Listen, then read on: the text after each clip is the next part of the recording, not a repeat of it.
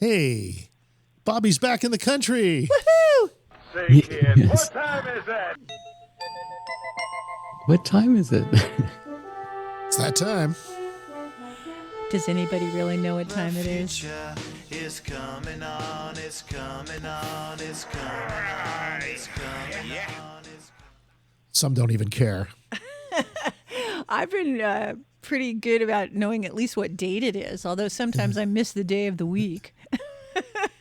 Happy February 11th, and we know it's Tuesday because here we are live in the future. That's now. right. We're always on Tuesday.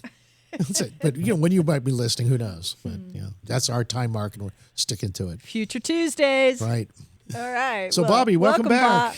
Yeah, Welcome back. I just flew in. I got in this morning at San Francisco at 2 hours ago. I just got, a little over 2 hours. No kidding. Oh, wow. So you just flew in this morning? Yeah. Boy, your arms must be tired. Well, it's just like we have a guest today. Then, if you're going to be in a somnambulistic state, well, that's good because we'll be talking about microdosing, which maybe is something where it's best to listen to in a somnambulistic state. Yeah. Anyway, welcome to the show. I'm glad you're here. You made it on time and all that good stuff. Yeah, I was surprised. I had to set up a new computer. I took my Mac Mini M4 down there and I gave it to new friends. They have an eco lodge in the middle of the forest, at least his mother does. And he has one there in Montepalo where we were staying. And he was the guide and everything. I'm going to set him up with a webcam so that, he can maybe join us in a show or something. Great. Yeah. Wow. Oh, yeah. We had a nice chat with his wife, I guess it was last. Courtney? This was a different person, but Another Courtney, Courtney and Eric, we stayed at their house first. And then later we stayed it's called the Surfside Lodge. Mm-hmm. And then he does these eco tours things. We went kayaking, went to all these waterfalls, and then we went to Bosque, which was it's a huge lodge with cottages and everything. And they serve dinner for about 50 people, I guess, that are on the grounds. But they have this amazing garden and stuff. We walked down their staircase to the Pacific side of the peninsula there, and then walked up the beach and saw these pools on the beach. And then after that, there was a waterfall that we went up this little river and then up and saw the waterfall. Wow. It was just unbelievable. I mean, it is paradise. It's like Hawaii, but better. It's it's more better wild, than I Hawaii. guess, huh? Yeah. You find that you had the infrastructure you liked, being a bit of a geek, having bandwidth and power and roads to get around. Everybody that we stayed at, they all have Starlink. And do you know how I guess much they Starlink changed charge? the equation. We pay at least $100 a month here, minimum. They pay $20 a month. Is that subsidized, or who subsidizes that? I mean, what? How's that? It's subsidized for third world countries, I think. Yeah, like USAID, or they were. Yes. Not only that, when I was on the plane coming back from LA, I didn't.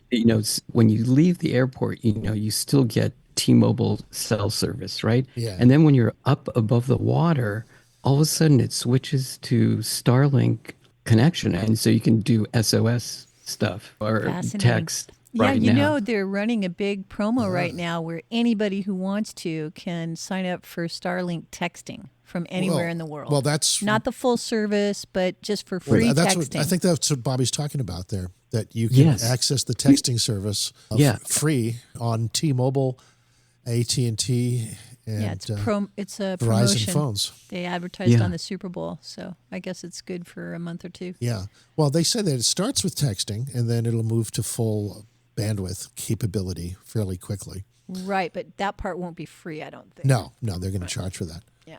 It's the beginnings, right? It's where your phone just connects directly to the global grid. That's right, to the overhead Skynet. Yeah. Skynet's going live. Well, I don't think he calls it Skynet. No, he calls it Starlink. Starlink, much better. He's the one who was speaking at West Point this week and said that new warfare is basically Terminator. We're activating the drones with AIs so that they can be approved to shoot a locally approved target with all their own guns and triggers. So no escape from. He literally said it's Terminator. We've created Terminator. Autonomous wars. Yeah, and he was addressing the folks at West Point. So. Yeah. Welcome to the new world, people. People aren't involved with it. It's just the machines killing each other. Then it reminds me of an early Star Trek episode. Yeah, the two cultures that basically allowed the machines to have war and then sent memos to the people who had to show up for extermination on that day. Yeah, that's it. Yeah, That's I remember it. that episode. And Captain Kirk just couldn't handle it. He had to break the Prime Directive to stop people from killing each other. Well, was just- human beings have to break their own prime directive. I cannot believe how many people in the last 5 years have embraced the completely anti-moral attitude that war is inevitable and that humans have to take a first strike position. Like, what happened? We had a fairly peaceful planet about 20 years ago, and now all of a sudden the beliefs of this magnificent, magical people enacting their reality is that we have to have war. Like, what is wrong? Why is this echo chamber of humanity being forced to let go of our true loving humanity? Yeah, okay, I get your rant on that. But the idea is that we are creating our own reality. And I agree with that, but we're creating it with this war chant going on. speak for yourself. I'm going to get some other music going on in the background here. Well, okay. Thank you for being an exception. Yeah, you are doing your part to keep the vibe, no war vibe peaceful. Well, look, I guess we're in it's Santa like Cruz, the peace man. movement It's is our being job to devalued. do that. Yeah. We know what it's like to have peace and love and to permeate reality with that vibe. We're trying to show how lovely it is, but somehow we just get dismissed. It's not the attitude that people want to embrace right now. So Can't take peace seriously, people. We're in a war world. this dismissal shuts you down, does it? Well, I just yeah. feel unappreciated. Of course. Yeah, And my unappreciation truth shuts is you the down. exact opposite of this idea that we have to have war. We actually don't have to have war. We should have learned our lessons by now. Should have. Yeah, and could have, if we would have. Well, to look at it personally, I mean, is there any war in your life? You didn't have I to. work every day to transmute my natural gift of anger into a more loving expression. So the anger Every is. human being has that opportunity. We get the world we create. I'm not saying that the tendency isn't there. I'm saying that we choose the outcome. So you're saying anger is fuel for love? Yeah. Everything that's been experienced in humanity's uncharted past has been encoded in our memories because it's valuable. And every lesson is valuable and appropriate at some times. This is the track I'm on today because last night we watched Mr. Beast's show. Right? Yeah. And He's gaming. You see Mr. Beast games? Yeah. So the Beast $5 million games. on a big pile in front of everyone. And it's like every game show, every reality game show of the past. It kind of is where Hunger Games meets Squid Games meets The Apprentice meets Survivor. And didn't Joe Rogan do a meets game show? Fear Factor. Yeah, all of those production values have been encoded. And of course, Mr. Beast is well known for giving people ridiculous sums of money that is complete luck and chance if they just happen to say the right thing at the right time. And it's a fascinating study of human motivations because you're creating all of these opportunities for individuals to choose between their own ambition to win at all costs and the various incentives to show leadership and show sacrifice for the group and show different ways that people can cooperate to win. And it's really fascinating to watch.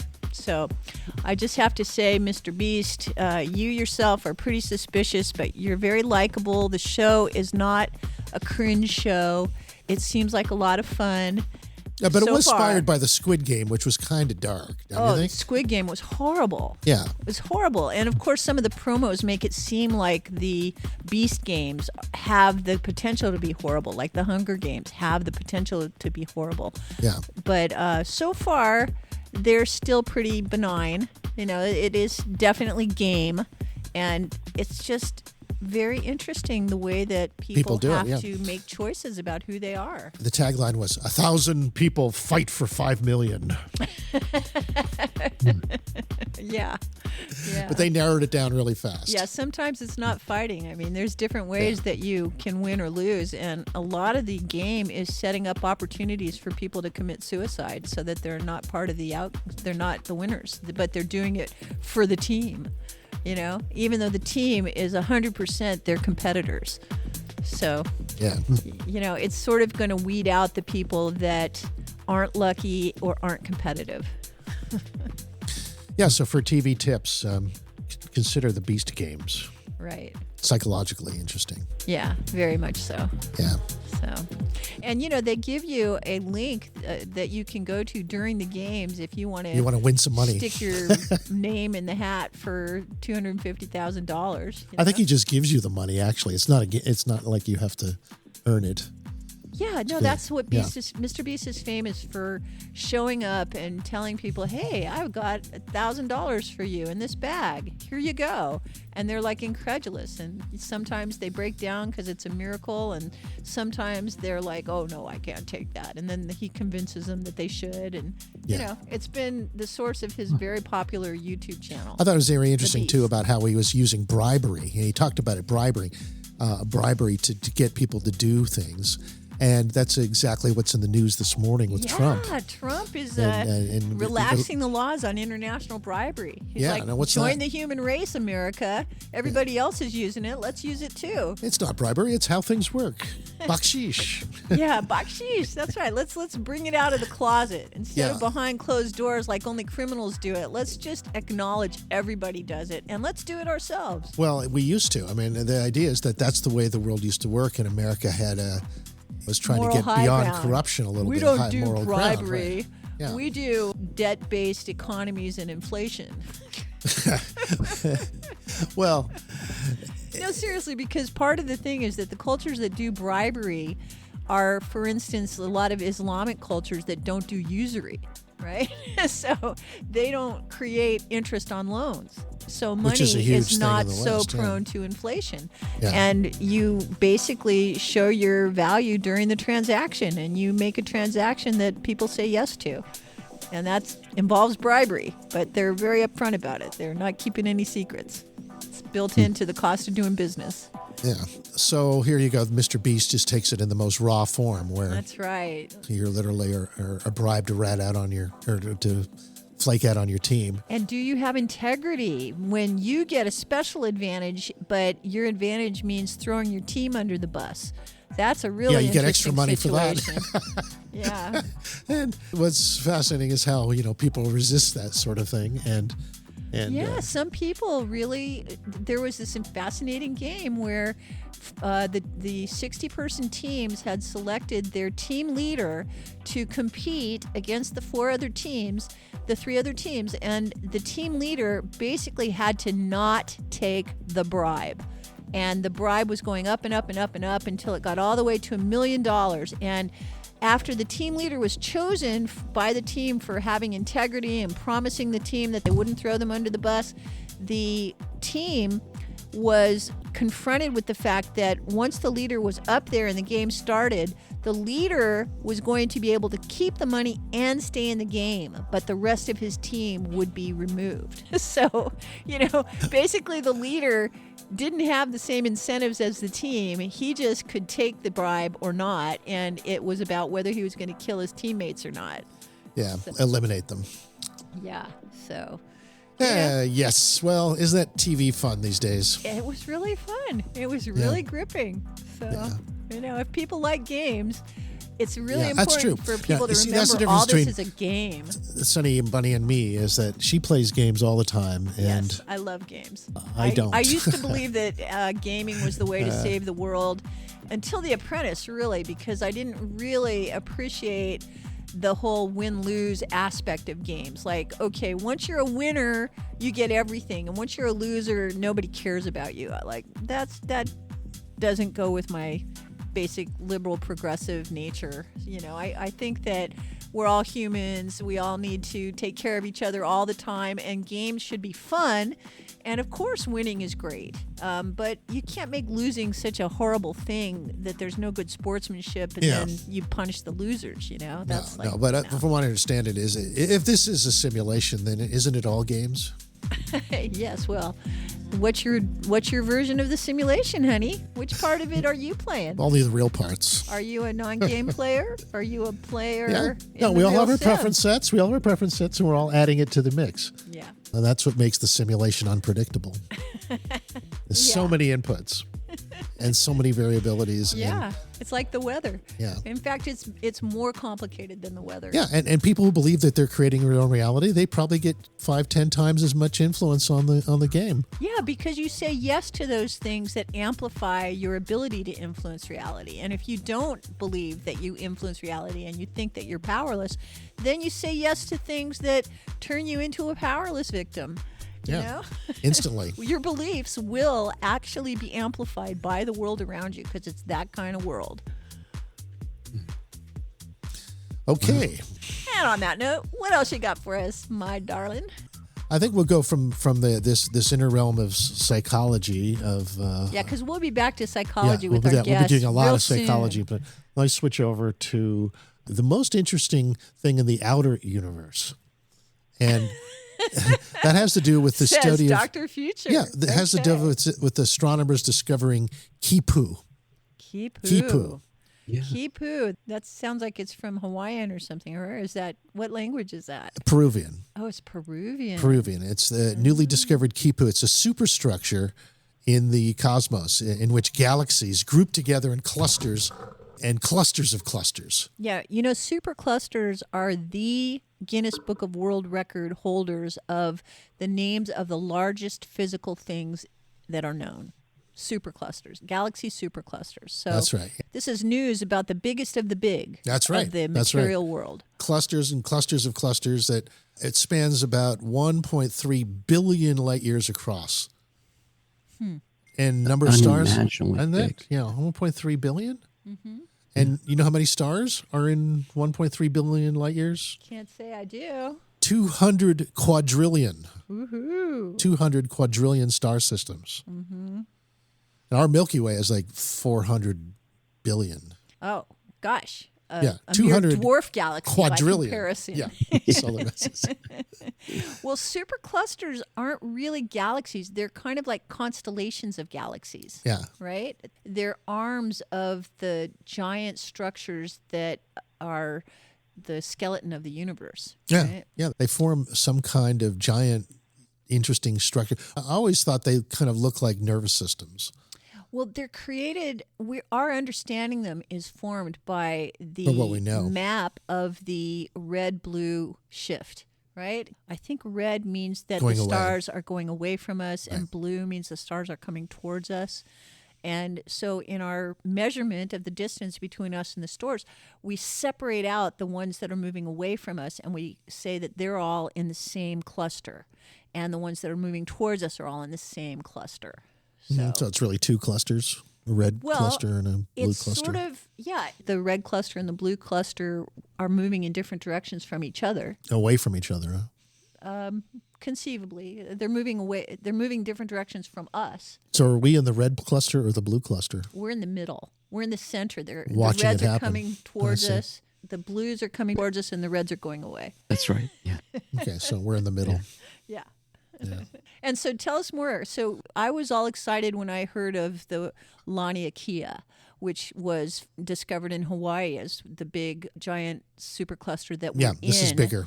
This is And- bigger, That, yeah. that we're in. Yeah, we're in the Laniakea supercluster. Yeah. The structures that we're talking about were roughly 425 million and 815 million light years away from us. And Wow.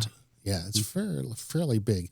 And until this one was discovered, the next biggest one was called the Hercules, Corona Borealis Great Wall. Mm-hmm. Yeah. And that was considered the largest structure. And they're naming these according to constellations that we know of.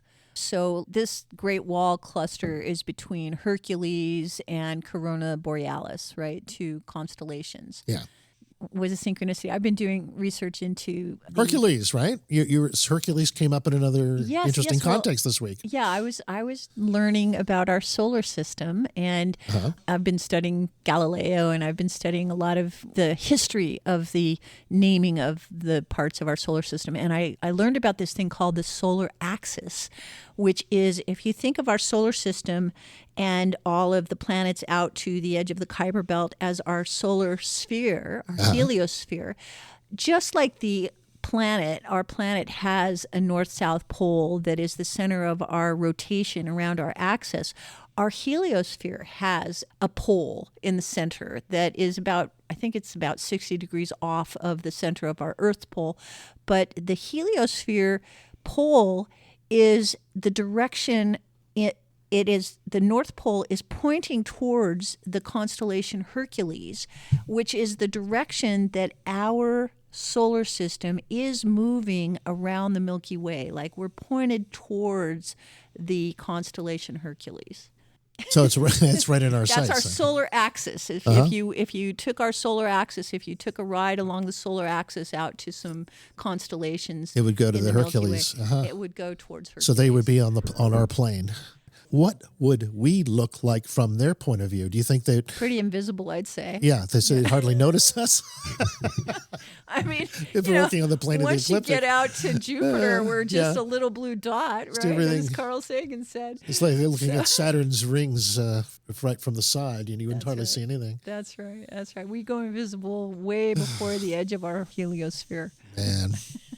Well, okay. Well, to the Herculeans that don't see us, we salute you. That's right. Hey, Hail, mighty supercluster. Mighty supercluster, yes. Our destination. And Kipu, your new friend on supercluster lane here. A new era of titans. Yes. Constellations that are bigger than the ones we named in the last few thousand years. It's so big. It's like 13,000 times the length of our Milky Way galaxy. I mean, that's 13,000. Not 1,000 times. We're talking 13,000 Milky times. Ways. I know. So listen, everybody, it's 1:30. It's 1:30 SK. We're going to switch over to but we're going to do our commercial break first, then we'll come back with our guest.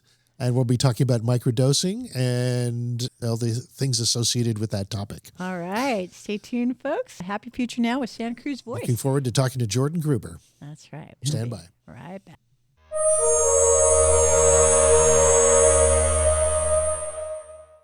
The weather will change. Knox Roofing here. We all remember the story of the three little pigs. We all know the third pig hired Knox Roofing to do his roof. Every day he crawls into his home knowing no wind, no earthquake, fire, or even the big bad wolf can hurt his house. The weather will change for the good and sometimes not so good. Have a Knox roof installed on your home, and one thing you can be certain of, good security. I promise you that. The number to call is 461-0634. Thanks, folks. Get hooked up with affordable cannabis at your locally owned Hook Outlet, where everybody above the age of 21 can participate in the Hook's loyalty program. Each purchase earns you 2% store credit on your next purchase. Get hooked up with the best cannabis at affordable prices at the Hook Outlet in Capitola and Watsonville, or order online at hookoutlet.com. Get hooked up at the Hook. Charlie Hong Kong is here to nourish you with our healthy noodle and rice bowls, abundant with local organic produce grown in nutrient-dense soil, as well as soups, sandwiches, salads, and our special ginger lemonade. All are welcome to enjoy our patio or to go. Order in person or online, corner of Soquel and Seabright. Charlie Hong Kong, nourishing our community one bowl at a time. About that first impression. Hi, this is Bettina McBee from Bettina's Buzz on SantaCruzVoice.com. And that first impression is my business card created by Dynamic Press. It is my favorite business card. It gets everybody's attention right away. If you want to make a good first impression, get your business cards and any printed media at Dynamic Press. And tell Angelo Bettina sent you.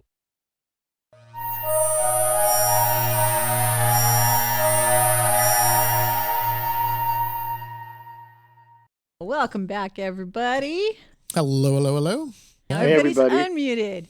And Hey. just one quick thing for some of our listeners who have been calling on the call-in studio, which we appreciate, but we're not going to be taking live calls for at least the next hour. So if you don't mind, call in after 2:30.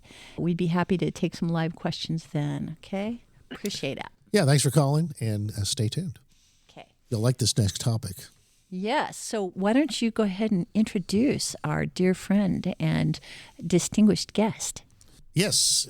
The guest is Jordan Gruber. Jordan is co-author of a new book called Microdosing for Health, Healing, and Enhanced Performance. And it's both out in audiobook, Kindle, and in another week, right, Jordan? I think it's still not. Yeah, 1 week exactly. 1 week exactly. Okay, great. Woohoo! You must be getting excited. It's a long time coming. Yeah. It's a long road. Yeah. So Jordan is primarily a writer and a lawyer, and has written many books and co-produced many. I think it's primarily a character. Well, that's from a friendship point of view for sure, but a good character in our overall movie, I'd say. And microdosing has been something that he's been focusing on and correlating a lot of information on with James Fadiman, an early psychedelic researcher and his co-author for this book. This supposedly, I haven't checked it yet, but I trust them on that it's the first comprehensive book on microdosing with extensive research reports from both individuals and research groups looking at the possibilities of what microdosing is. And we're going to go more deeply into the whole microdosing movement and how it started, where it's going to, and what's next with Jordan. So, Jordan, welcome to the show. Hi, Ellen. Hi, son. It's great to be here. You guys were the first people to do a show with me when our previous book, Your Symphony of Selves, came out. And I've been friends with Son since around 1990, and you not long after that. That's so right. Yeah, we're long That's right. friends. Great to come back. I've known you longer than Alan, Yeah, and technically. that's when you were doing enlightenment.com as one of the first websites on the net. Well, I wouldn't say it was one of the first websites on the web. The funny story about that was I had a sign on my desk for months that said, register enlightenment.com. This internet thing is going to be important. I kid you not. For like 4 months, it was on there. And eventually I went ahead and registered the domain and still control it, although it's still in mothballs. We'll see what happens with it in the long run. But gee, that was a long run. Yeah, that's true. What happened to enlightenment? Where did it go? Is it? It's I had a long run with it and tried different things and never really.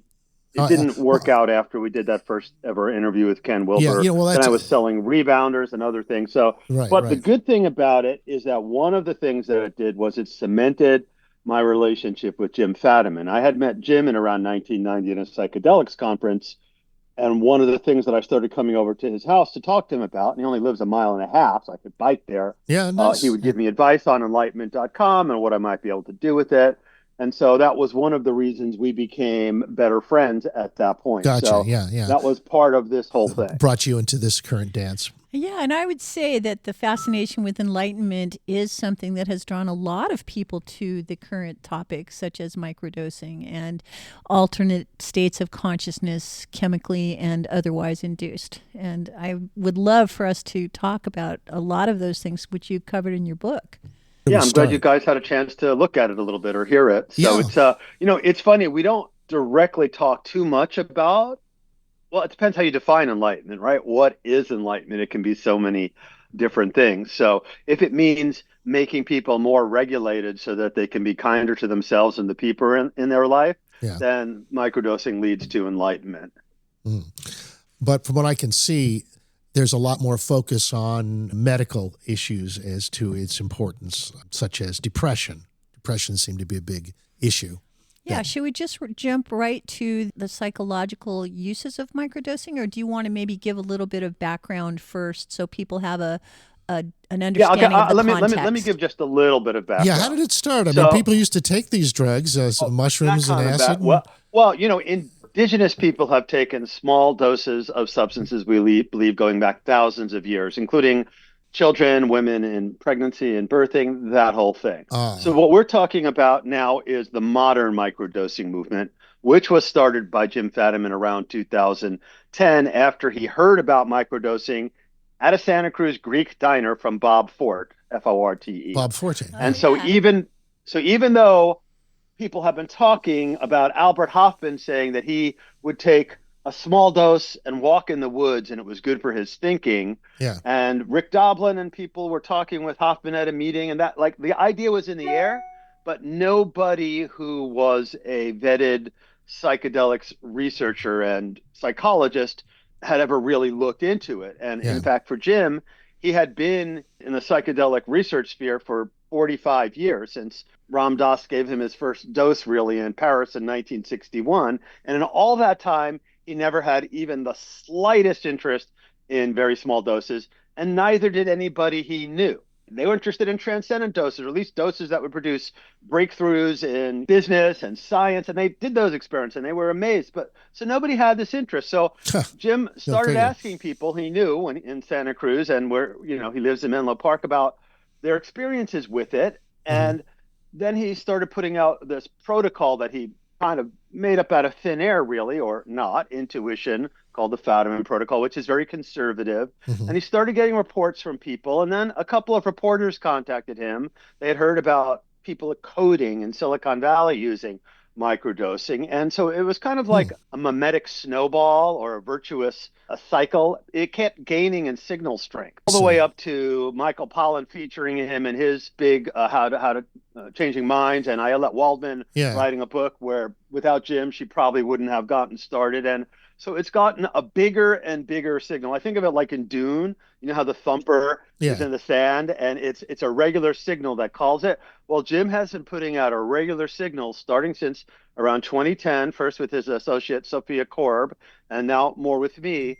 And the more we look into it, the stronger and more coherent the signal gets. To the point where, you get it almost seems to be too good to be true from some people. And we can talk about why that is later and how we talk to people about that. So his signal, the signal of microdosing, got stronger and stronger. And then in 2015, Jim and I wrote a book together that was published in 2020 called Your Symphony of Selves, Selves. Yeah, fascinating. Which is about the idea that healthy human multiplicity, everybody has selves or subpersonalities or subpersonas. And when you realize that, it's easy to be healthier and to have more compassion for other people. And we think that that book is at least as important as the microdosing book. And after that was done, the people who loved Jim and Jim thought that it was time for him to basically write the book about microdosing. So basically, he had already written the book about microdosing using that metaphor, but now it was time to collect the thousands of reports Jim has been sent and that we found online, and look at all the new research that's emerging and put it all together in one place and be as comprehensive and authoritative as we can be. Yeah, very interesting. So different microdoses for different subpersonalities? Possibly. I mean, so keep in mind that here's an important point, and we'll get back to this later. Microdosing is nothing at all like high dosing. It's not like you're having a little bit of a psychedelic trip. You're keeping it sub-threshold. Okay, we have a question about what do we mean by micro? And we never said what microdoses of what exactly. Well, we're talking about mainly the classic psychedelics. So it's LSD, it's psilocybin, it's peyote. The vine component of ayahuasca, the Banisterius capi, also works. And there's a couple of other things that work. So in the book, we had to draw lines, though, and there's some things that we're saying is not really microdosing, including cannabis. How about this? How about ketamine, salvia divinorum? You don't really get the same effects, and people don't use it the same way. But the most simple way I understand it is like if a dose of LSD is 100 mics, then a microdose would be like 10 mics. Yeah. So what we like to say is that it's 1/10 to 1/20th the standard recreational dose. So you've got it spot on. Yeah. And when people are starting, we always advise start low, go slow. Start low, go slow. We have reports from Reddit with people doing 1/10 these amounts, and doctors making mistakes and still getting great results. That sounds that sounds like homeopathic dosing.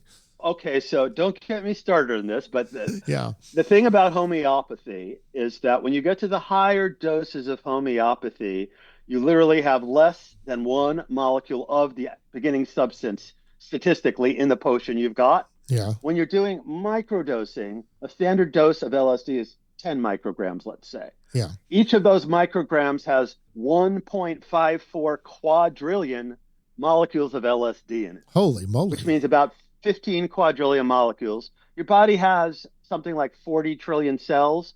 We think maybe 1/10 of those might be affected by these. So there's plenty to go around even on a microdose. And over time, even we find a lot of people taking smaller and smaller microdoses, or then they end up being a little bit high and they get the mores, and some is good, more is better. And that's not how microdosing works. Yeah, 10, less, I think, was more. Anecdotally used for like instead of coffee. I remember. Well, the coffee analogy is good too, because Jim started using this word subperceptual, which a lot of people now say is subperceptible. It's sort of the same thing. Yeah. And it was a mistake, because when you take a microdose, you almost always know that you're on something. Just like when you have a little bit of coffee, you know that you're on something.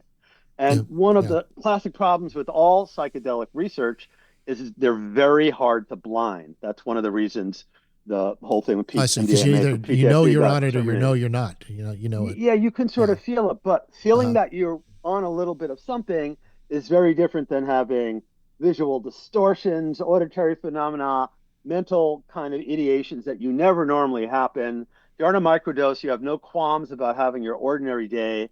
Nobody knows that you're even on anything, except maybe you're a little bit nicer and calmer. And then, as availabe put it, at the end of your day, you realize you've had a really good day. And for the most part, people don't even focus on or remember that they're on a microdose. Gotcha, yeah. So microdose is really just creating a good day for yourself. That's right. By bringing you a little bit more equilibrium, a little bit more anti-inflammatory effect, a little bit of neuroplasticity. Now, if you're microdosing on a protocol or a schedule for 7 or 8 weeks, let's say, then over time, that little bit of neuroplasticity begins to gain momentum, and you can use it and shape it and put it to use. And that's one of the real advantages of microdosing over big doses.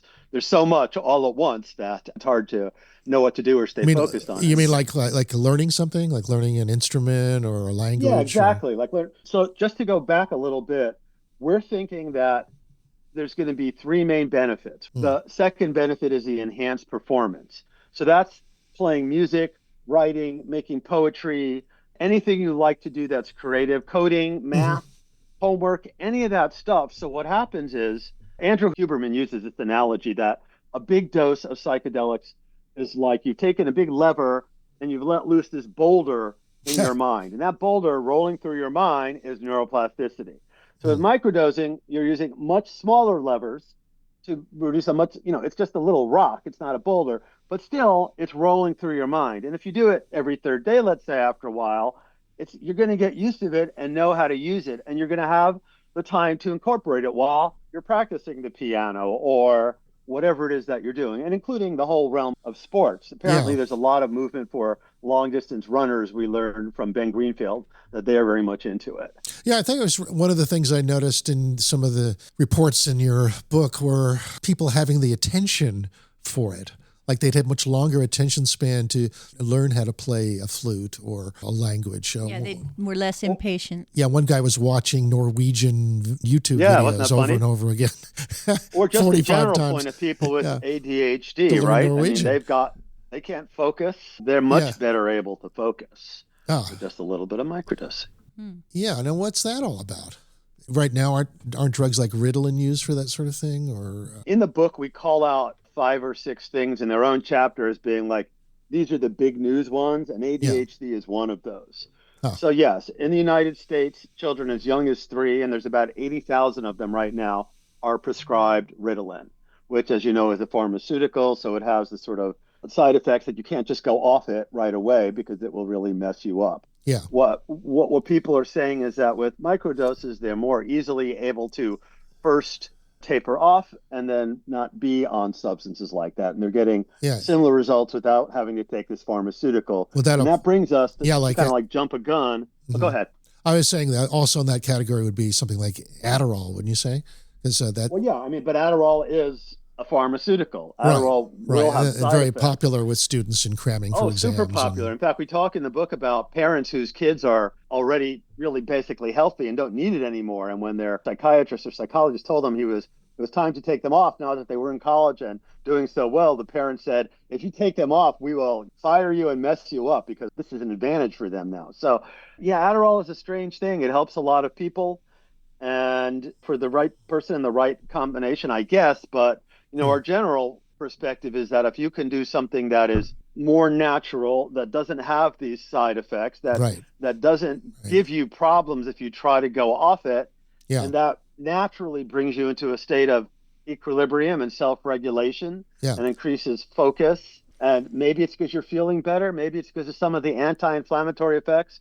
We don't exactly know why microdosing is able to do as many things as it does. That's one of the reasons people criticize it, because it seems to be too good to be true. But it seems to be a combination of all of these different things. It's interesting. I'd like to ask you a question in terms of our culture. And over the last 50, 60, 70 years, it seems like the belief that we are chemical beings who can enhance ourselves chemically because that has a scientific basis has been prioritized over the belief that we are this pinnacle of evolution from nature, and that if we tune into our highest self, we have within everything we need. And I'm wondering, how does the population of people who are interested in and using microdosing fit into those two types of human characterizations? You understand what I'm saying? I think so. One of the big differences is that microdosing, most pharmaceuticals are simply, they suppress symptoms. That's all they're designed to do. And go along with that are the side effects and the addictions to them. You can't stop them right away, so you are addicted. Microdoses tend to heal the body. They tend to make bad things worse and good things better. So you're actually restructuring the way your neurons are wired to each other, neurons and populations of neurons and neuroplasticity. You're actually experiencing less inflammation. And we have new research that shows that inflammation is tied to a whole host of neuropsychiatric diseases and symptoms, and you're just feeling better. So I think it's right. I believe, generally speaking, that we do have the ability to heal ourselves. And here is, sometimes we like to say that this is a gift really from the planet, the mushrooms. And I mean, ergot, which is a fungus, is what LSD was derived from. And these are a lot closer to natural substances than things that are designed in a laboratory to make a lot of money for companies. Yeah, but I guess what I'm saying is that does the focus on microdosing actually increase our attitude about chemical dependency? Does it increase the idea that we can't exist without it and turn us into a society that's knowledgeable about what drugs we can take as opposed to knowledgeable about how to live a healthy life? Well, it depends how far you want to take that, because that would apply to coffee and to almost all white refined sugar. So we had the question, we were on the Breakdown podcast with Mayim Bialik from Jeopardy and the Big Bang Theory. She's a Ph.D. neuroscientist, and one of her real concerns, and Jim worked her through it brilliantly in a way that I won't be able to duplicate here, is, am I just going to get addicted to this new thing? And how is that any better? And so the answer is that a lot of people, especially with physical conditions, who do the conservative protocol, once they're mainly better, they stop microdosing.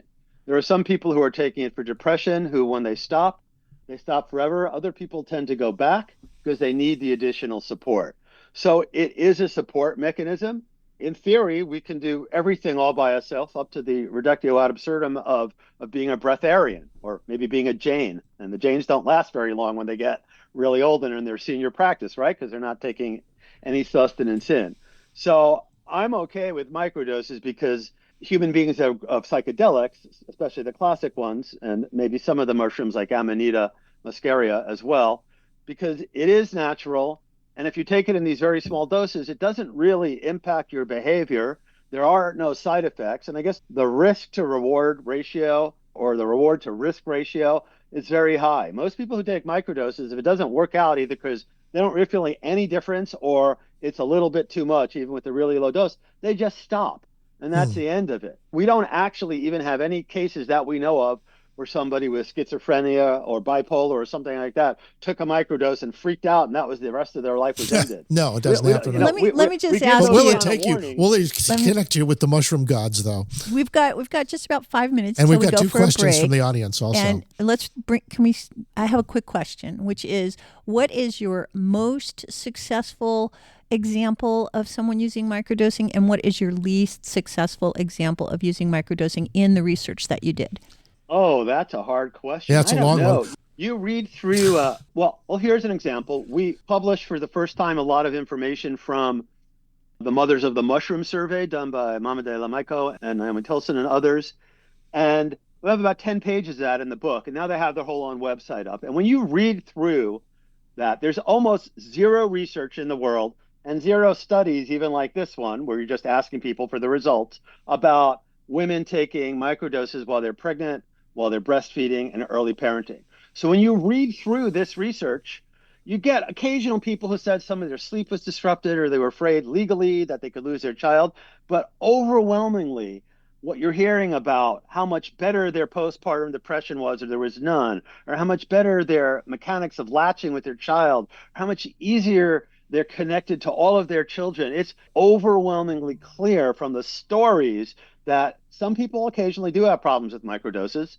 They take too much. We had a guy who almost lost his job because he was on a little bit too much, and he realized his salesman position mean nothing to him, and he almost walked out, and that would have been bad because he had a family and kids and all that stuff. So you can have problems. You can have a little bit of stomach thing with mushrooms, but I don't really think of, when you say the worst, I can't think of it. When you say the best, it's in all those stories in the book.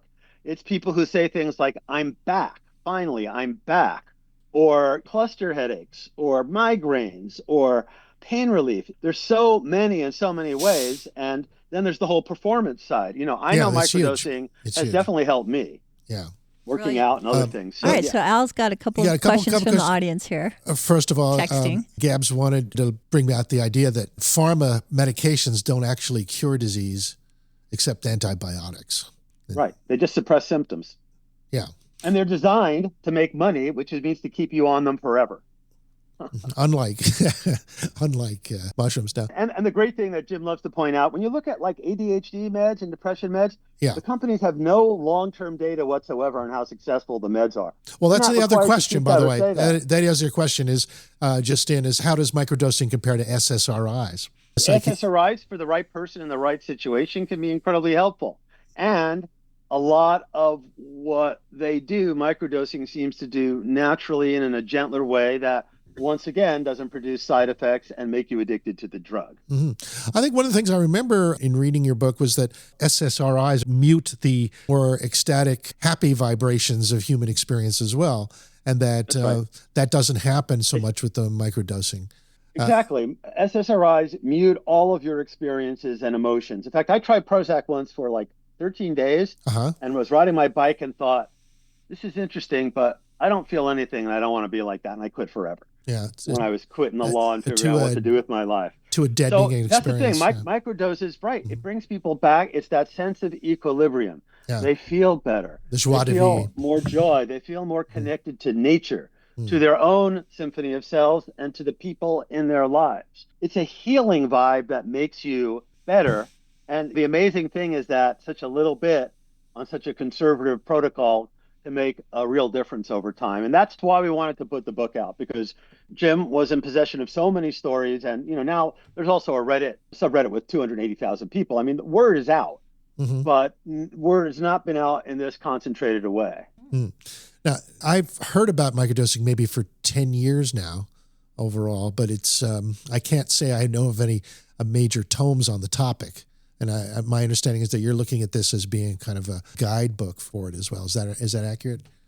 Well, it's not written as a guidebook. It's really written more as to put before people a banquet or a tapestry of results and to give them all the information that we have right now. But, what's nice is we've gotten some really superlative comments. I'll just read one paragraph that I put together. You got 30 Jim seconds. And Jordan, why don't you save it for after next hour? Okay. Good idea. Yeah. Good idea. Yeah, we'll have a little more time to get into it and look at it in more detail. And if you have any questions about it, you can call us at 831-265-5050. All right. 831-265-5050. Yes, phone lines are open. Looking forward to it. We'll be right back.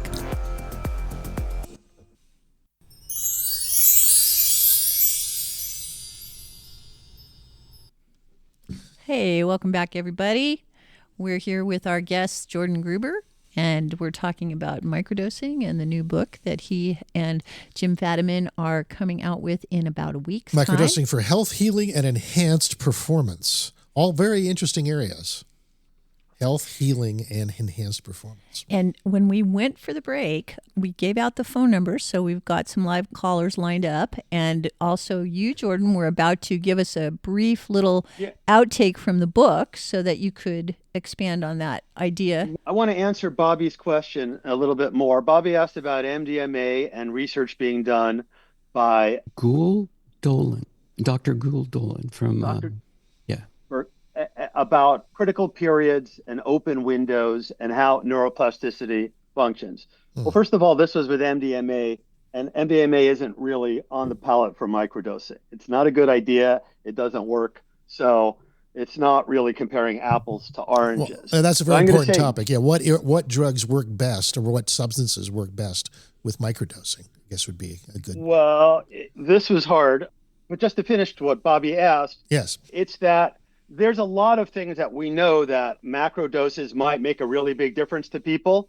But the more we hear from actual cases of successful people in a wide range of mental and physical health conditions all over the world, microdosing has a lot of mojo and makes a big difference because it's over time, it's neuroplasticity rolling through your mind, it's less inflammation over time, it's more return to equilibrium over time, generally speaking. You're more regulated, you're more aware of your own symphony of cells and the other parts of people. All of that is going on an ongoing basis. And if you get help from a therapist or a coach, then that can even make it better. So, I mean, she may be right in what she's saying, but it's not directly on point. This is a really good segue to our caller who wants to discuss the effects of microdosing or therapies that can help overcome certain conditions. Would that be okay?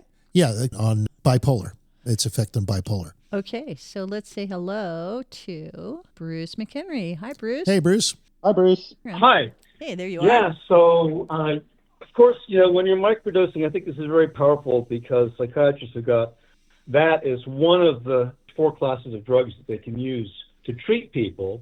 And I think of it as LSD and all of its similar things, like the horrible thing they often use, which is valproic acid, aka Depakote, to soften people up and make them more susceptible to influences and rethinking things, are very powerful. The most useful, probably, of the drugs that psychiatrists have at their disposal. But they do require that when you're more susceptible like this, you be in a positive educational environment. Set and setting. Everybody would agree Set on. and setting. I'd say Jim Fadiman is famous for the concept of therapeutic sessions in emphasizing set and setting. So that's a good point. And then did you want to ask a question too, or make another statement? Well, I can tell you one thing we point out in the book that I didn't know before I helped write this book, is that the people who are successfully using microdosing psychedelics, typically the classic psychedelics, are finding out that they need to start in the depressed part of their cycle and not in the high side of their cycle. Oh, interesting. So the starting place is important. So you can chart your progress from a low point more easily than from a high point. You start when and you're we depressed. also then say, and I'll just read this paragraph, the best answer we can give right now is that if someone with a personal or family background of bipolar disorder wishes to microdose, they should begin during a depressed part of their cycle and have access to a microdosing professional, culture, and informed good friend in case support is needed. And it's especially important to start with a lower dose. Go below the record if you have the time. Everybody wants to start lower than you're going to feel anything and then titrate up to the point where you're just feeling that little bit of something, but not anywhere near the threshold. And before we pick up on this, I just want to amplify that in your book, I think you're very clear that the kind of discussion that you're having is not diagnostic or recommending cures for people, and that you really are just recounting information that's been reported from people upon responding to Thank you. questionnaires. Thank you, son. And that one last thing is that if they are going to make any changes in their medically prescribed treatments, they really need to be in consultation with their professionals, and they need to be very careful and conservative in any changes that they're making. Yes, thank you. We are not prescribing anything to anyone. Neither of us is licensed to prescribe anything to anyone. Even my legal license is inactive. So we're just reporting what we have heard and summarizing best practices and what we think is most true. Everybody really does need to work with their own person, whoever that is, their own medical professional. But the interesting thing about the bipolar world is we don't actually have any cases that we know of somebody with bipolar microdosing and making things much worse and having a major fit. There's the fear of that, and that's why a lot of people with bipolar don't even think about that. So the book talks about that in a few cases with a few kinds of conditions, including schizophrenia. We understand it's the fear, and everybody legally has to repeat these warnings, but we don't actually see, we haven't any evidence of any problems yet. Just like, and I'll bring this up, even though Jim wouldn't like me bringing it up, with the pharmacological based model that there might be a problem with the thickening of heart valves. We don't have any cases or data. We have some pharmacists who came up with a good model that shows because of what they did with rats in a similar compound, there might be a problem. And if we find out that there is a problem, we're the first who are going to want to know. But you find a certain set of criticisms are always being raised. And the pharmacologists just say, we don't understand that. They've sort of really proven a link. Where you go, yeah, but it's never actually happened. So same thing with bipolar, pretty much. I'm not saying anybody who shouldn't work with their doctor or psychiatrist. I'm saying that just like with these women who were told that everyone should, of course, never take a psychedelic while they're pregnant or breastfeeding, when you read these 10 pages in the book and you go, okay, yeah, it's anecdotal and these are self-selected, but damn, it helped them in so many ways. Well, and also, I want to just put in a little plug for the Sasha Shulgins of the world and the free people of the world, that we have been divinely gifted with our own personal bodies, and we are very interested in defending individuals' right to pursue happiness in their own way. And what Sasha Shulgin always said is that the laws and the priests in this religion can never keep up with the innovators who are trying new things for themselves with their own process. And he always recommended, he was a great architect of new chemicals to test their effect on consciousness. We interviewed him once, and he advocated that if people wanted to engage in their own personal research with chemicals and consciousness, they embrace a process where they try a very invisible type of dose so that they don't even know that it happened, and then very gradually over time in a scientific process such as you're showing people in the microdosing book, that they increase the dose until they notice something. And that is a conservative approach to self-research. Thank you, son. I mean, the thing about microdosing is we find over and over again that less is more. If you take more than a microdose, it's not you're going to be more creative and have a better workout. It's you're going to get distracted and you're going to be, high. So that's sort of the point. You keep it below that so you can even work. When I had my office in downtown Palo Alto still, and I had just heard about microdosing from Jim, we'd already been friends for 19 or 20 years, and I was doing some, I was very conservative and followed the Fadiman protocol, which is the most conservative protocol, very closely. And never once did I have a problem with somebody showing up or something happen or hard. It was easy to keep it low. So our friend Avi Esther is always talking about the mores. Yeah. Everybody wants more. If it's good, it's be better. If I'm having a good workout, 2 drops of my stuff off, I take 3 drops, it'll be better. It's like, no, less is actually more. Yeah, and notice the difference. And interesting thing, when Jim had that talk with Bob Fort in the Greek diner in Santa Cruz. I believe he calls himself Bob Forte.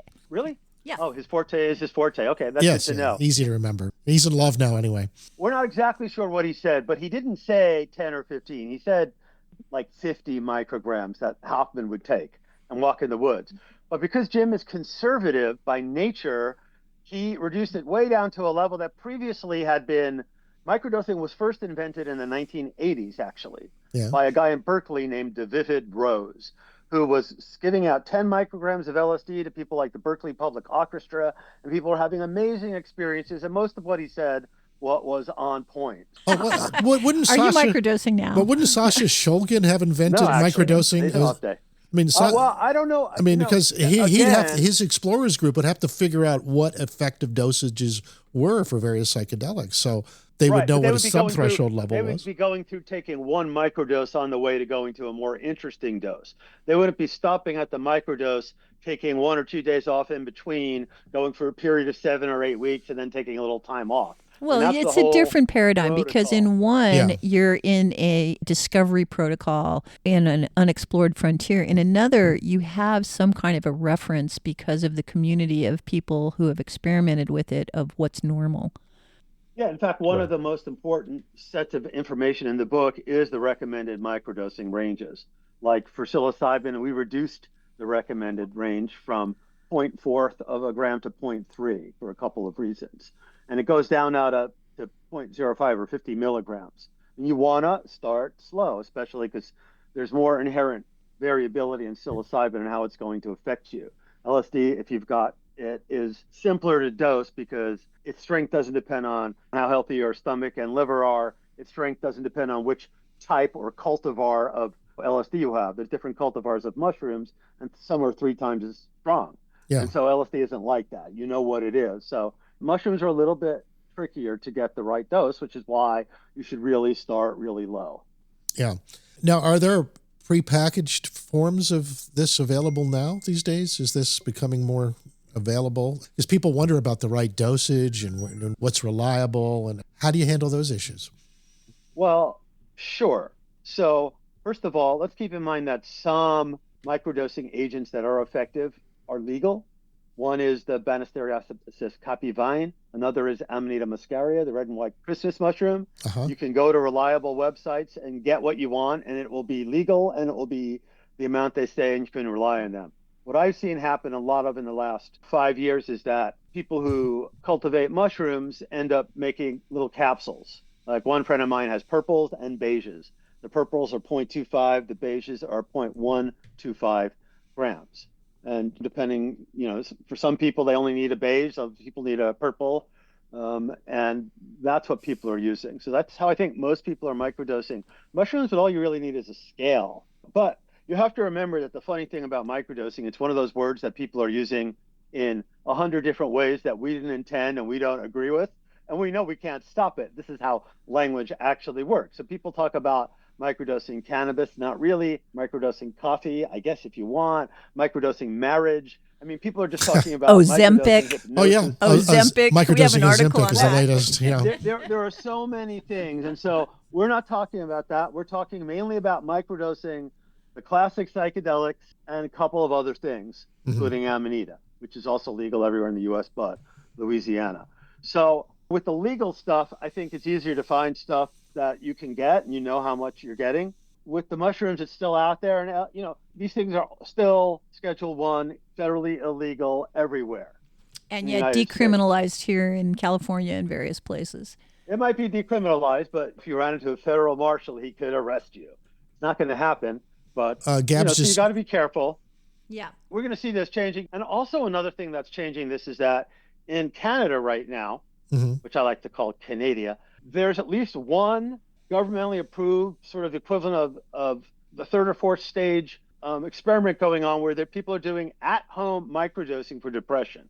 So I'm not sure exactly with LSD, I'm not sure how they're dosing that or how they're making that work, but they're experimenting with it. And as news gets out that this might be able to be fully disruptive of some of the biopharmaceutical model, I think you're going to see more and more regular refined ways. It's difficult because you also run into problems like the diamond Schrooms gummies and chocolates found in gas stations that put over 100 people in the hospital and killed 2. Yeah, no. And we still don't exactly know what the hell was in there, but there was muscimol. Really actually seemed to be any amanita. and there was some psilocybin, and then there were artificial types of DMT. It was a mess. You just don't know, right? The right. general advice we give is Yeah. don't buy anything in a gas station. If you don't have anyone in your life who can get you to a reputable source, then you got to make friends with younger people or hang out where people are going to school and get to know people. And then you'll find out that there's actually lots of safe ways to develop it. And Ayala Walden, she talks about in her book, as a law professor and big speaker, she had no idea at first where to get anything from, but she kept asking, and eventually somebody gifted her with some. So we find out that almost everybody who tries hard and puts out the attention and starts asking people, because everybody knows people with kids and younger people in their lives, and some of those people are in venues and school where they can access it. So the other thing to keep in mind is that compared to when the McKennas first put out their pamphlet in the 1970s about how to grow mushrooms at home, now it's very easy. It's very legal to buy a mushroom growing kit, and it's very legal, the FDA has confirmed, to buy spores of psychedelic mushrooms. Oh, DIY Scary, shrooms. it's not legal to put them together and create them and possess them, but lots of people are doing it, and it's not a priority of the government. So anybody pretty much who's got a little bit of patience can learn to grow their own mushrooms at this point. Gotcha. And again, these other things are actually legal. You can get the Banisteriopsis subsist Cappy vine. You can get Amanita muscaria. You can get available. Well, those two. Yeah. What about the new administration? What about RFK Jr.? Do you think he's pro or? Well, sure. He said he's pro, and I believe he's pro. And we have to keep in mind that when the first Trump administration came in, Rick Doblin and the people at MAPS were actually shocked, surprised, and delighted that all of a sudden things were moving a lot faster. Really? Yeah. They're part of the reason we may have moved too fast in going for MDMA is that things were going along, and it just was, So, if RFK is the guy, I think he's already said multiple times he's into it. I don't know what that's going to mean. There are inherent problems in what MAPS is doing with a model that both combines psychotherapy with powerful psychedelics. For the uninitiated, could you describe MAPS just for the those who perhaps are not familiar with it? Yeah, MAPS is the Multidisciplinary Association for Psychedelic Studies. And in the mid-1980s, an attorney named Rick Doblin with a Harvard background started working to get psychedelics legalized and to have different ones used in different ways. And he's been greatly successful, though recently there's been a lot of firing of a lot of the people because the FDA last summer said no to their big push to get MDMA used for PTSD symptoms. And there were a few things that were problematic. One was that there were sexual escapades, even with two people in the room, because, maybe you shouldn't have been using MDMA. That was the wrong drug to work with. Another problem is that the functional blinding data, which MAPS was not required to disclose, showed that 85% of the people who were getting the MDA knew it, and something like 75% who weren't knew it. So that made it not count as real science, although that's a whole other topic. That I cannot imagine how MAPS could get participants in their studies that couldn't tell if they were dosed or not. It's like it's sort of pre-selected, self-selected. Right?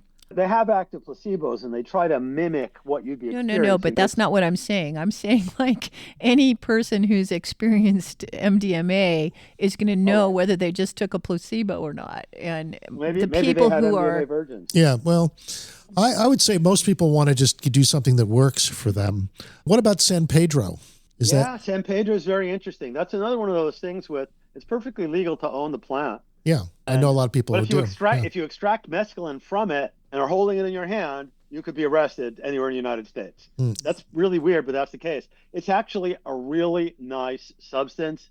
It's gentle. It's healing. I was going to say that my friend Patrick Ironhorse from the Psychedelic Universe on Clubhouse says if they had used mescaline from San Pedro instead of MDMA, they would have gotten approval because it doesn't have the same energetic vibe where people are irresistibly attracted to each other, which sometimes happens with human beings. What happens with microdosing San Pedro?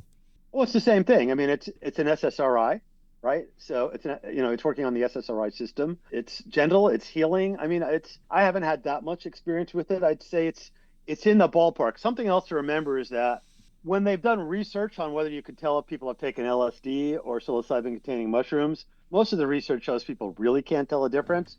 But among all of us who use these substances, everybody agrees that the LSD is sort of more of a non-specific amplifier that will take you wherever you want to go, when if you're using something like psilocybin-containing mushrooms, it will try to teach you and heal you and give you what you need, regardless of what you want. It's more of an alive plant entity that will interface with you. And it's got, all those other chemicals going. It's not just the psilocybin, which turns into psilocin. It's all these other things. But yeah, at the microdosing range, you'll hear a lot of people saying that there are a lot of differences between psilocybin and Wachuma and LSD and Amanita. I was hearing someone talk today, but you're probably not going to experience a lot of that. Amanita is the big mystery here because it's not a serotonergic compound. It doesn't work on the serotonin system. It works on the gabapentin system. And yet it must have a neuroplasticity component to it as well, or it wouldn't work as well along with the anti-inflammatory and return you to equilibrium. And when you look online, you actually, this was fun. I did my version of research, which was a friend of mine suggested that she had a strong hit and intuition that of all of the microdosing substances, Amanita would be the best for preventing dementia. She had like a major experience and download. And so I used ChatGPT, and sure enough, one thing Amanita does is it excites a certain type of neuron that normally gets to non-active in dementia, and then it does the opposite too. It makes one more quiet instead of more active. It actually does that, so maybe it's true. So we don't really know how these things work yet. We really don't. Hey, we're going to go to a break. Yeah, we got to go to a break. I also have a comment from Gabs we'll bring in after the break. And also, thank you, Bruce, for calling. And we'll just put the number out one more time, which is 831-265-5050. And one of the things I've noticed about your book is that you talked about many different protocols. Like there's the Fadiman, the Stamets, the Microdosing Institute protocol, the Nightcap protocol, Intuitive protocol, and the Amanita muscaria protocol, all of which are different. Yeah, we'll talk about that when we get back. We will. Okay. See you in a few minutes.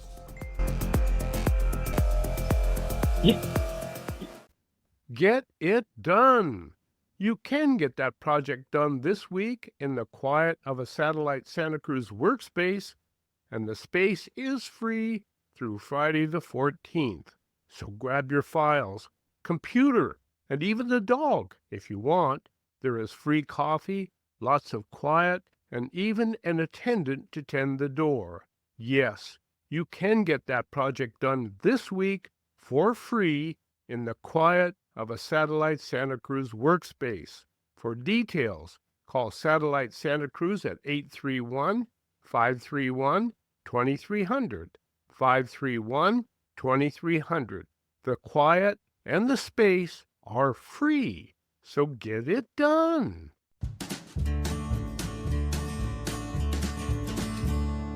Deer fins, wood fins, livestock, chain link, vinyl, iron fins, Cypress Coast fence, Cypress Coast fence. My name is Stephen Digger. My wife and I live in Royal Oak. When my wife and I were looking to find someone to build our fence, Cypress Coast Fence was highly recommended. It was amazing. These folks are masters at their craft. They're super professional. They came in when they said they were going to come in. They finished when they said they were going to finish. The fence is perfect for our needs, everything they said it was going to be, and then some. Give us a call for your no-obligation consultation at 831-783-1500 or at cypresscoastfence.com. We don't just build fences, we make good neighbors.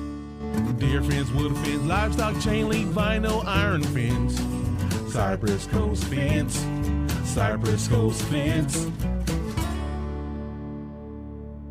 Cannabis is one of nature's most beneficial plants. Hello, I'm Jenna. Treehouse Dispensary, we use information about cannabis to build community. Listen to Carly. Thanks, Jenna. For those who wake up in the middle of the night, Treehouse suggests a THC CBN chocolate edible blend like Sleepy Time from Sensi Chew. Sleep the night away. For answers to your cannabis questions, ask your friends at Treehouse Dispensary, 3651 Soquel Drive in Soquel, or ourtreehouse.io.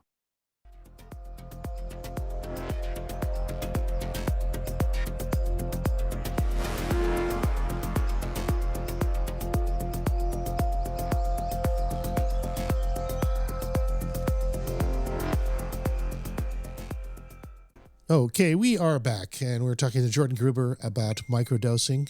And we have a comment from Gabs out in the audience who said that the first time that she heard of microdosing was at a psychedelics conference in New York City in 2010 when Jim Fadiman gave his presentation and Sasha and Ann Shulgin were present. I was asked by a friend, psychologist, to try microdosing. He improperly dosed my sugar cubes, and they were actually 50 mics instead of 10. Oops. At the time, I was teaching middle school, special ed, language carts, and took a dose in the morning, not expecting to feel anything. And then I realized I was absolutely feeling something. I stuck with it, taking the about 50 mic doses every 3 days for a month, and found that it was on the precipice of being hugely uncomfortable, but also tolerable, and was very magical in terms of the overall effect. So there's a report for you. Sort of macro dosing. Yeah. Well, it was... That's a great story. Half dosing. Yeah. Half dose. Reminds me of a book I read as a kid called Half Magic, where the kids had to figure out how to turn a magical coin into something that would give them their full wish rather than just half the wish. And they had to trick it.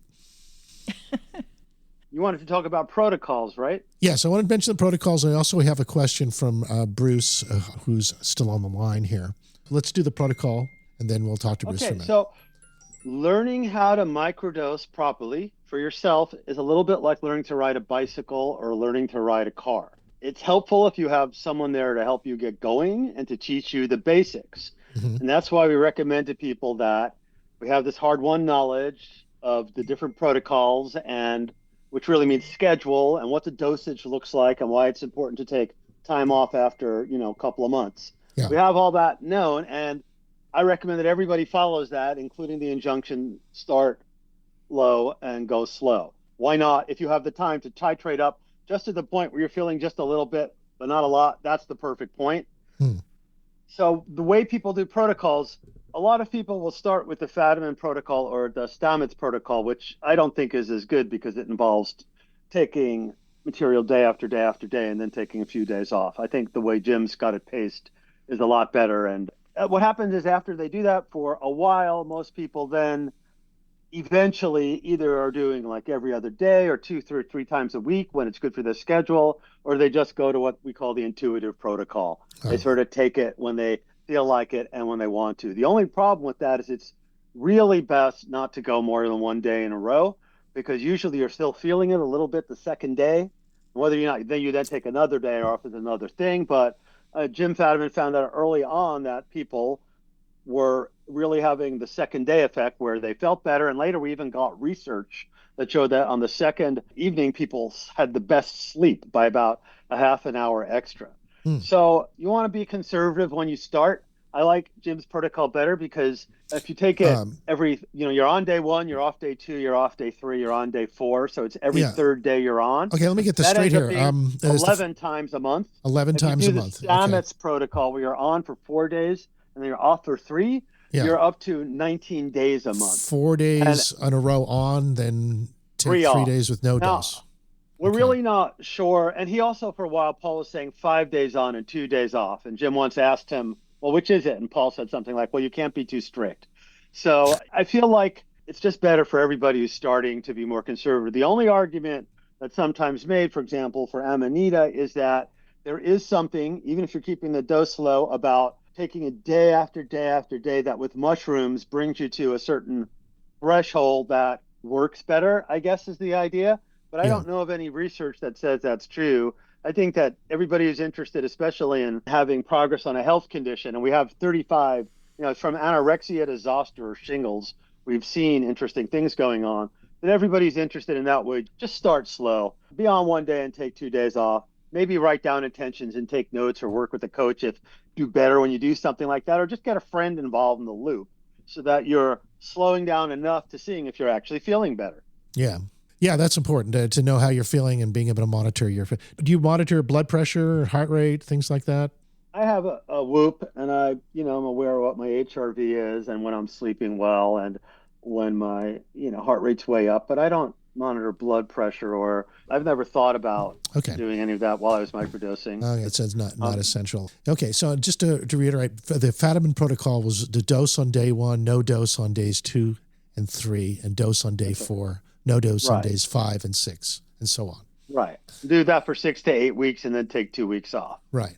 Okay. That's the best way to start. And then sometimes people find they miss it in those 2 weeks, but then they're really kind of eager and paying attention and noticing. When you're noticing that you're feeling better, then you really start to feel better, if you know what I mean. Do you keep a journal during this process? I do not journal because I am writing so much all the time. I mean, I have 20 journals from my life, but the idea of like being like Buckminster Fuller kept his chronicle every day of his life. And I'm not up for it. It feels like a busman's holiday. I can't do it. So let's bring on our caller. Yeah, Bruce is back. Let's give him a sec here. Okay, Bruce, you're on. Back. You have a question for our guest? Yeah, quite a few. This is a very rich area, especially as I know Jordan lives in Palo Alto and is surrounded by tech entrepreneurs, some of whom are just doing pretty routine kinds of innovations, sometimes copycat stuff, and some of whom are trying to really do transformational change. And the hard thing about doing transformational change is that you have to change many things at the same time in order to be successful. And that's where I think particularly this kind of mind plasticizing, opening up of vistas could be very useful. So just set up kind of the point again is that I was diagnosed as bipolar 40 odd years ago. I never really saw it as an illness. In fact, the most accurate observation of it came from Ambassador Abshire when I was in his orbit in DC, which is that he saw bipolar as a way to adjust and try to adapt to your goals in life. And I see it very much like that. So there were a bunch of manias, especially 30, 40 years ago, where it was like rocket launches, but the rocket was pointed in the wrong direction and had to be destroyed. And so you go back to the drawing board and launch again.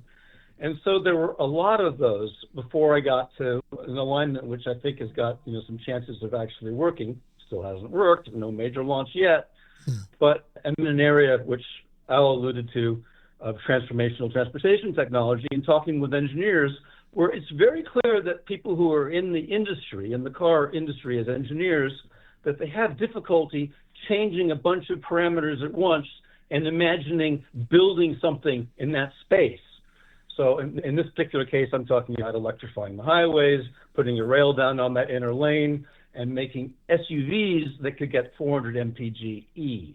Yeah. There are two main ways in which psychedelics act, and one of them is to make you more open to possibilities, and the other one is to get you started, to get you to the point where you're going, I'm back again. That's this is really great work that you're magic. doing. I mean, and go ahead. Thanks, Let's Bruce. hear what I'd say is about your entrepreneurial contacts in Palo Alto and how they're using it successfully to transform things. I don't know those guys. I'm not those people. There's all sorts of people living within a mile and a half of me, some of them including Zuckerberg, that are in that zone. But what I can tell you is that starting back with the research that Jim Fadiman and others did in the mid-'60s at the Institute for Advanced Learning, they found that 40 of the 44 engineers and scientists that they had doing, I think it was 60 or 80 micrograms of LSD, had technical breakthroughs, either resulting in business success or in patents or that sort of thing. I was having a conversation with Jim just the other day where we disagreed a little bit. I think it was actually on the Mayan Bialik show about when people who are being more creative, whether it's coding or creating music or doing whatever they're doing, their big, deep thinking, whether they were just more in a flow state, or I would say in a self that has access to flow state, or were they actually thinking in ways that were bigger and more brilliant and more expanded and had more vision and was more outside of the box and was actually based on the kind of physical changes, that happen with dendrites. and I don't think we know. I do think we know that when people take large doses, they do sometimes have visions, including creative ones. You can look at Bruce Damer, who has now developed a whole nonprofit around the transformational aspects of psychedelics. And he came out with his idea of how life may have emerged during a psychedelic experience. Was that because he was in a flow state and he was in the best part of Bruce? Or did that flow state actually was able to think bigger than he normally could have? I think it's some of both. Yeah. And I think there's some of that with microdoses as well. And that's why coders were having breakthroughs early on. And I expect to see people in every single creative, academic, and business-related art and discipline. There will be people at the cutting edge experimenting with microdosing. Yeah, truly a in renaissance different in that ways. sense. But is this unprecedented? I mean, I've heard of many other cultures that have embraced psychedelics, but mostly they have been indigenous cultures. Have there been any Western or what we would consider industrial cultures that have embraced like we're starting to do now? Or is this? It's like there was the craze over trying nitrous oxide that Humphrey Davies got into, starting with the founding of the Royal Academy in England in the 1660s. People have been taking substances and having other people taking them and writing journals and comparing notes, which is really at the bottom of our way of gaining knowledge about microdosing. It's mainly through these citizen science participatory reports, which you can also say are just anecdotal cherry pick reports. In the book, we have this Jeff Bezos quote where we say that if your anecdotes and your data disagree, usually your anecdotes are right. And it's not so much that you've miscollected the data, you're just measuring the wrong thing. So we do want to measure, we want as much real science as we can get, but we have the problem with blinding, and we have the expensive microdosing studies, and we're getting people having, I hate to use it, this word, but phenomenal results.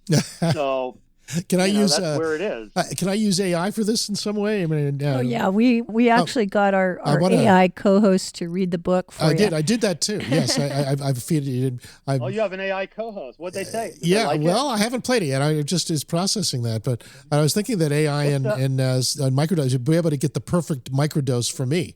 Well, what's the equivalent of a microdose for AI? Now, one of the things that psychedelics do, and we haven't mentioned this, is it reduces the strength of the default mode network. We literally know that the kind of ordinary state of consciousness, when you're just a little bit spaced out and mulling things over, your default mode really are, that gets dampened down. And the reverse side of that is what psychedelics and microdoses as well, the lower doses do is they suppress the mechanisms that normally suppress how much entropy is in your brain. You have more entropy in your brain when you're on psychedelics.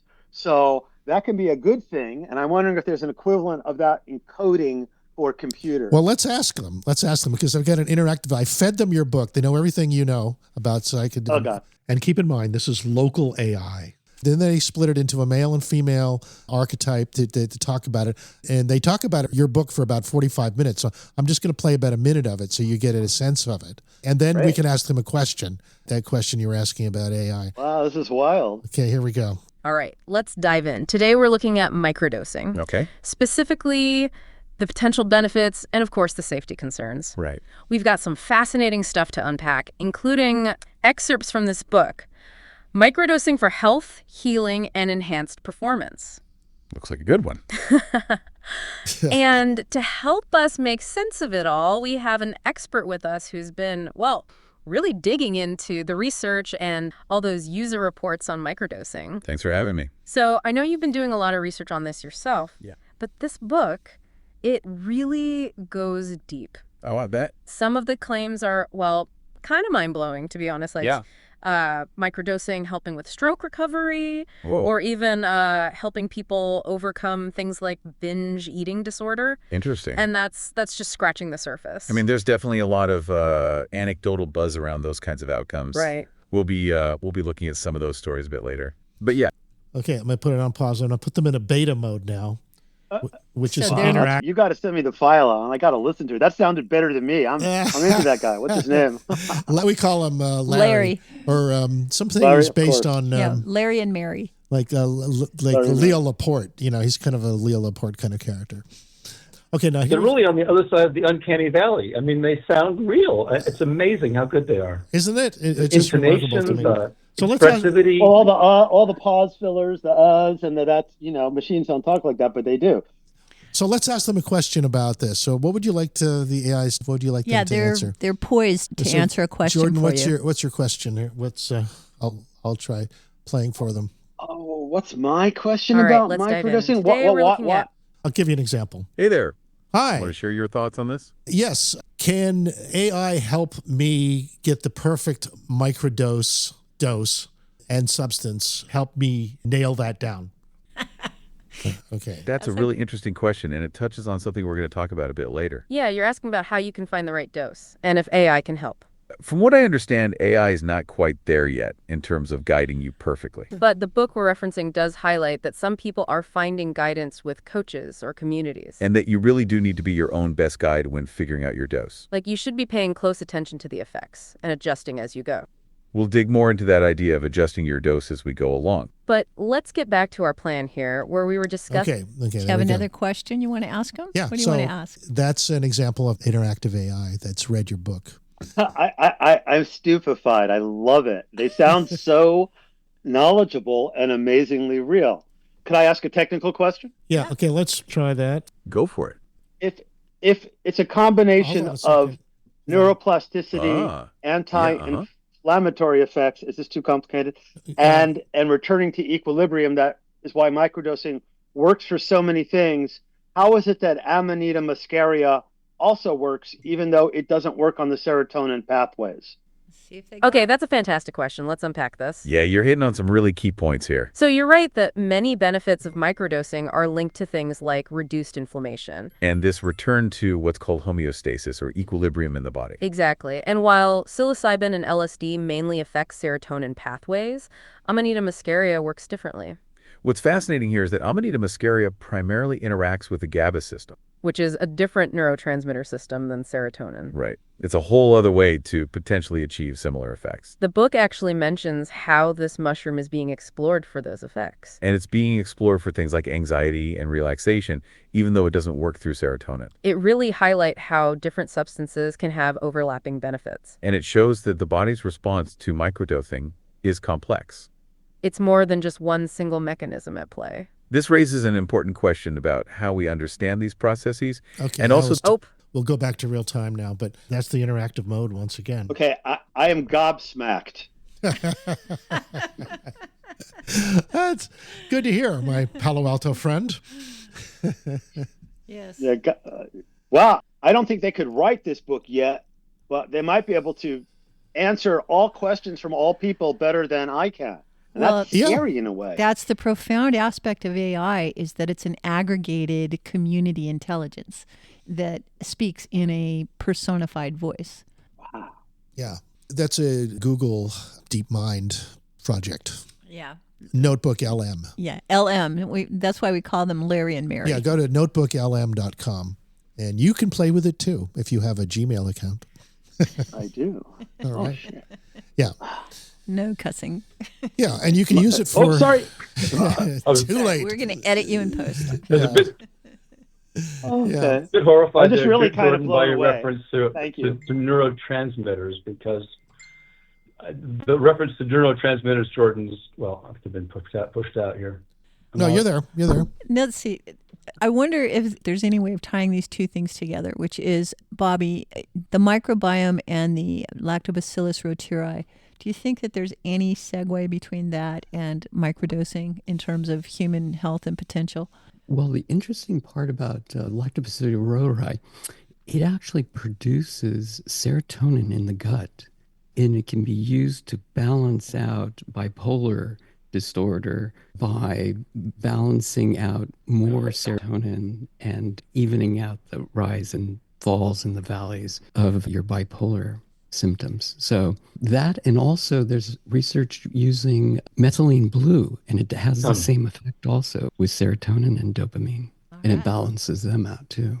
So the only drawback so I have to say, as somebody who Yes. has decades of experience with bipolar, that the whole psychiatrist community and the American obsession with sticking things in your mouth is really off track, because the brain is fundamentally an electromechanical machine. It's a network where the conductances of the axons and the dendrites determine our thoughts, behaviors, and programmed actions.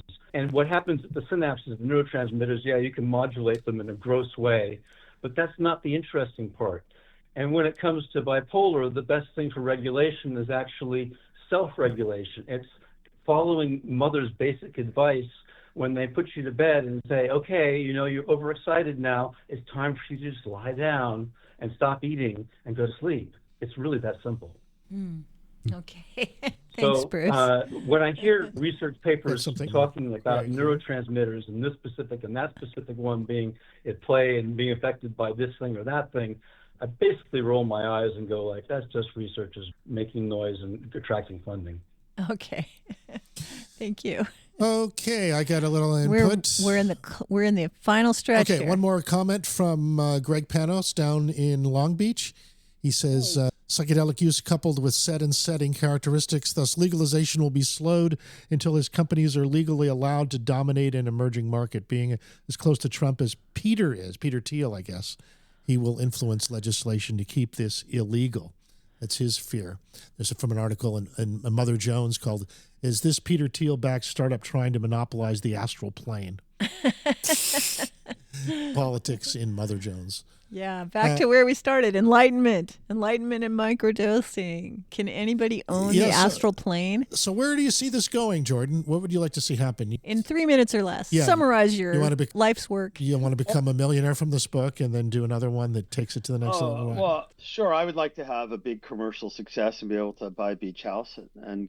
But the real goal here is to have the word continuing to spread. If the signal really is stronger and more coherent, and if we're not just making all this stuff up, then I think there are reasons that you're going to get. The book has been called a paradigm-changing book, Andrew Weil, well-structured and fascinating, Islet Waldman, an extraordinary book that is highly recommended, Paul Stamets, a blockbuster, Anadea Judith, an honest practical analysis, Julie Holland, MD, and the most comprehensive and database book on microdosing ever written, Rick Doblin. So it could be we're just making all this up, but microdosing has always kind of spread mainly by word of mouth. And now there's information in this book that you can't really find anywhere else, certainly not put together in one place. We don't know if we're here on the curve or if we're about to take off. So we'll just see. I would like to see it take off. Yeah. I hear. Oh, that Mother Jones article, they were talking about psilocybin. That's what's going mainstream in Silicon Valley with Peter Thiel. Yeah. Okay. So you like to see it take off? Do you see this as being embraced by Big Pharma at any point? Not really, because it's not easy for them to make money on it. Now, maybe they could find a way and do something like the Canadians are doing with the LSD at home for depression tests, and they'll end up charging people. But the amazing thing about this is it's a little bit like Frodo and The Hobbit. It's very small. It kind of gets into places you wouldn't think it could, and it keeps changing more people's lives. So how many people are microdosing worldwide now? Probably in the millions. And I think that's going to go up by 10 or 100 or 1,000x in the next 10 years. Yeah. Pharma would like to sell things like Depakote, which causes liver dysplasia and potentially cancer. Yeah. Well, citizen science definitely play a role. I mean, normal science is too slow for a lot of the evolutions that are going on right now. And the AIs may be able to help as well by figuring out protocols that would work well, for example. Jordan, thanks so much for being on the show. We really appreciate your input. And Billy, you wanted to say something real quick? You. Yeah, and Billy's on the line too? Yeah, he's been waiting patiently. Oh, okay. Billy, you got 30 seconds. Hey, kids. It's another great show. And I wonder, if we pre-order today on Amazon, will we get the book delivered on the 18th? I believe so. I don't know what it's saying on the website anymore, and I don't know how the supply is going, but probably. At least by Kindle. I've read a couple chapters. I love it. I can't wait to see the whole book. All right. Say the name one more time, everybody. Microdosing for health, healing, and enhanced performance. Yeah, we have got a great website. It's microdosingbook, one word, .com. All right. Thanks, everybody. Microdosing for health. Microdosingbook.com. Microdosingbook, one word, .com. Microdosingbook.com. Okay, thank you. Thank you so much.